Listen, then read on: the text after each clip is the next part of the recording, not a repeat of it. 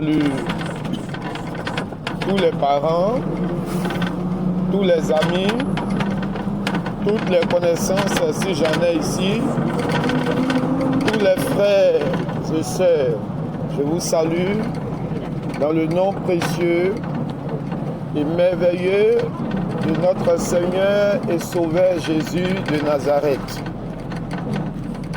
Que sa paix soit sur chacun de nous ce matin.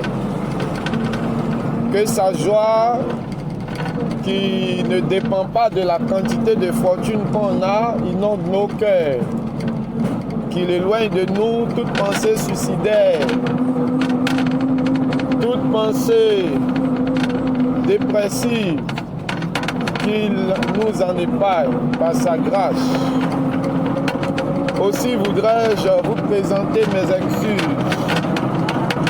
Vraiment.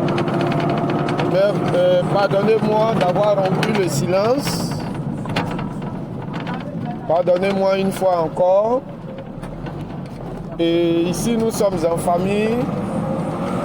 Il m'a convenu de partager avec vous une maigre portion des Saintes Écritures. Je suis M. Déa. Monsieur Déa, il est un évangéliste, tout simplement. Quand j'ai l'opportunité, j'évangélise.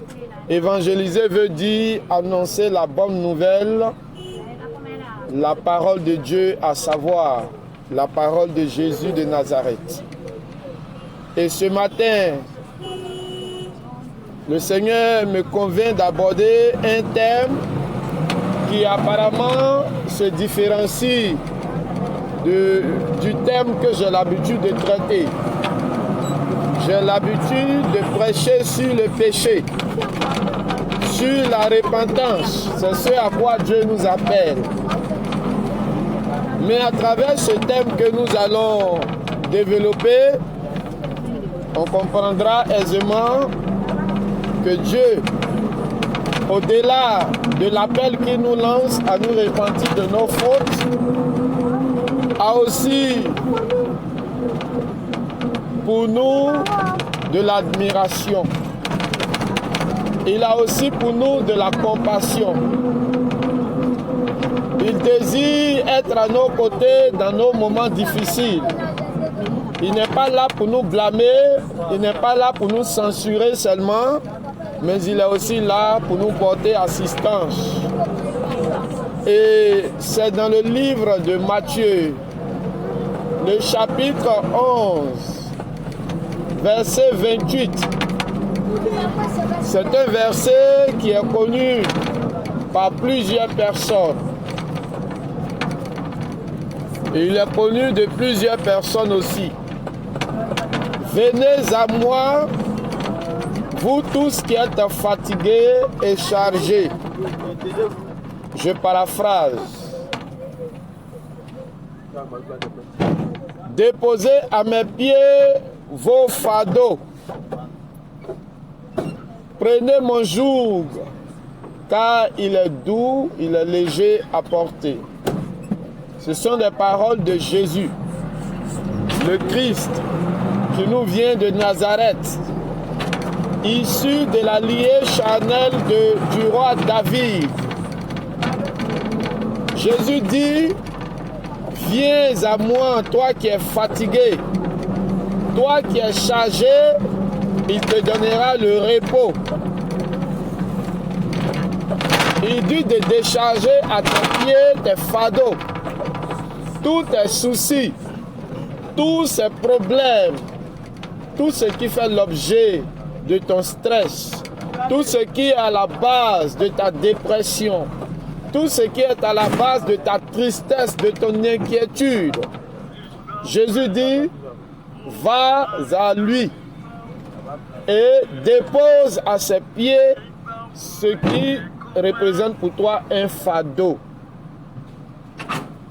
Ce qui est pour toi un problème. Peut-être me diras-tu, j'ai un problème d'argent. Jésus est-il capable de me donner du point de vue matériel cet argent, parce que toi, tu ne marches que par la vue. Tu peux avoir un souci d'argent et Dieu peut te donner la paix. Ce que tu considères comme problème imparable, incontrôlable, malgré sa présence, le Seigneur Jésus, par son esprit, peut te donner de cohabiter ou bien de supporter la présence et d'avoir une certaine quiétude, une certaine paix intérieure qui te dit doucement, Dieu te contrôle, ne t'affole pas. Tu as un problème d'ordre sentimental. Chez nous, en Côte d'Ivoire, on parle de goumé-goumé. Mon frère, ce n'est pas la fin du monde. Il faut tourner tes regards vers Jésus de Nazareth. La fois dernière sur les réseaux sociaux, nous avions vu une personne qui serait un commandant de gendarmerie, bien je ne sais quoi, j'ai oublié son grade, qui se serait jeté dans la lagune. Apparemment, il avait des soucis, il était dépressif, ne pouvant plus supporter cela, il a décidé de faire quoi? De sauter la vie en se jetant du haut du pont. Et le monsieur est décédé, il est mort, il s'est suicidé. Dieu ne veut pas que ton cas soit ainsi. Il n'y a pas de problème qui existe sur terre que Dieu ne peut résoudre. Il n'y a pas de problème qui existe sur terre que Dieu ne peut résoudre. Dieu a la capacité de résoudre tous les problèmes auxquels les hommes peuvent faire face. Pour ceux qui méditent la parole de Dieu dans la Bible nous relate le récit d'une histoire. Jésus qui voyageait avec ses disciples à bord d'une barque. Et pendant la traversée, une puissante tempête se leva, ou bien s'éleva. Elle commença à souffler. Les vagues s'agitaient de part et d'autre, au point même que les flots atterrissaient dans la barque. La barque se balançait de gauche, droite. La barque était sur le point de céder sous la pression des vagues, mais aussi elle était sur le point de se renverser à cause des vagues qui s'agitaient. Et les disciples couchaient, et les disciples faisaient tout de leur possible pour ramener la stabilité dans la barque. Ne pouvant plus maîtriser la situation, ils étaient déboussolés. Ils croyaient qu'ils allaient mourir. Et du sein de leur détresse, qu'est-ce qui s'est passé? Jésus était dans la barque avec eux. Jésus dormait. Un homme qui dort est un homme qui est inactif. Un homme qui dort est un homme qui n'agit pas. Jésus était présent, mais il dormait. C'est l'image aujourd'hui de Jésus présent dans le monde. Par le Saint-Esprit à côté de toi, mais qui est inactif dans ta vie. Tu n'interagis pas avec lui. Pendant que Jésus dormait, ses disciples dans la barque n'interagissaient pas avec lui. Jésus dormait, il ne pouvait pas parler avec ses disciples et il était comme absent, mais bien qu'étant présent. C'est de cette même manière que dans ta vie, Jésus dort. C'est de cette même manière que dans ta vie, Jésus se trouve. Jésus est Dieu, il est à tes côtés. La Bible dit que Jésus-Christ est omniprésent. Dieu étant omniprésent par ricochet, Jésus est omniprésent. Il est dans ta vie. Alors, très souvent, lorsque l'homme est confronté à une réalité qu'on qualifierait de problème, de défi, il fait appel à toutes ses facultés, à toutes ses compétences scientifiques, à ses compétences spirituelles, à ses compétences, je ne sais que dire, en tout cas tout ce qui est en son pouvoir, même matériel, financier, il fait appel à toutes ces choses. Et il y a des situations où, quelles que soient les compétences auxquelles tu fais appel, tu échoues, tu n'arrives pas à bout du problème. Ce fut le cas de ses disciples. C'étaient des pêcheurs chevronnés, des pêcheurs aguerris. Mais lorsque la tempête s'est levée ce jour-là, quelles que soient les manœuvres dont ils ont fait usage, ils n'ont pas pu maîtriser les vagues. Ils n'ont pas pu stabiliser la barque. Et ils étaient sur le point de périr.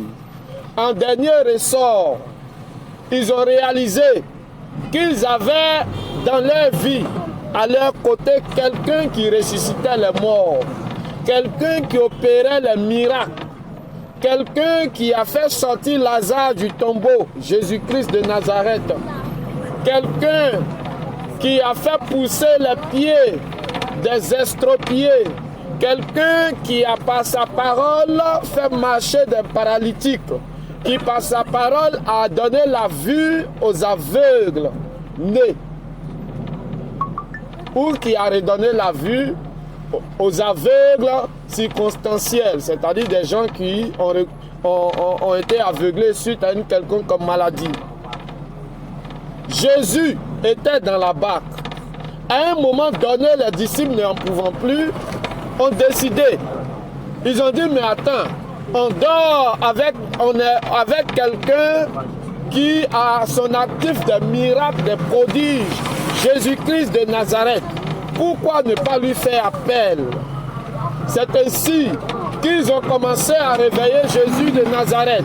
Seigneur, Seigneur, Seigneur, réveille-toi, lève-toi. Ne sais-tu pas que nous périssons?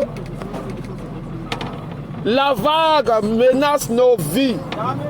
Elle est sur le point de nous faire périr. Seigneur, lève-toi et agis. La Bible dit Jésus se leva et aussitôt il menaça la tempête. Et la tempête s'arrêta. Tout redevint normal. Et les disciples étaient dans l'admiration. Les disciples étaient éblouis. Les disciples étaient étonnés. Et il se dit, même la tempête lui obéit. Mon frère, quelle est la tempête qui est dans ta vie? Madame, toi qui m'entends, est-ce une maladie qui représente la tempête qui est dans ta vie, qui est insaisissable, indomptable, immaîtrisable? Et il faut crier à Jésus de Nazareth. Dis-lui, Seigneur, ne sais-tu pas que je suis en train de périr? Viens à mon secours. Moi qui vous parle, plusieurs fois on m'a poursuivi. On a tout fait pour que j'accepte Jésus. Dans le temps, je le refusais. Mais un jour, j'ai été confronté à un problème qui a duré presque 2 mois où des pensées suicidaires m'animaient. Parce que je n'en pouvais plus. Je n'en pouvais plus. Mais en ce temps-là, moi, je ne connaissais pas Jésus en tant que Dieu. Comme on le dit dans le jargon chrétien, j'étais païen. C'est-à-dire, je menais la vie qui me plaisait selon bon me semble.